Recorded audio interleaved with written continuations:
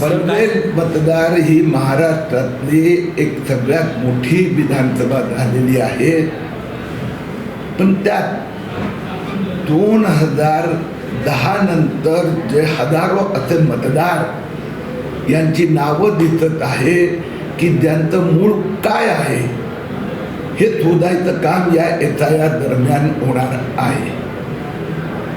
ज्या मतदारांचं नाव मतदार यादीत आहे पण त्यांचा पूर्व इतिहास दिसत नाही अशी सगळी नावं कापली जाणार. महाराष्ट्राच्या मतदार यादीतून किमान 50 लाख बांगलादेशीची नावं कट होणार. पश्चिम बंगालच्या मतदार यादीतून 90 लाख डिलीट झाली आहे. महाराष्ट्रात पण 50 लाख बांगलादेशीची नावं कट होणार. आम्ही पुढच्या आठवड्यात जे खारघरच्या आसपास असे हजारो बेकायदेशीर घुसखोर आलेले आहेत, त्याची पाहणी करायला मी आणि आमदार प्रसाद ठाकूर जाणार आहोत.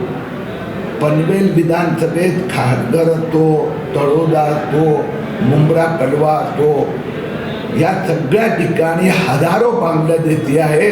त्याचे शोध घ्यायचं काम आम्ही सुरू केलं. आणि 2 गोष्टी झालेल्या आहेत. आपल्याला माहीत आहे की पनवेलच्या एका गावात जवळजवळ 26 बोगस जन्म नोंदी झालेल्या आहेत. ते या SIR साठीच आहे.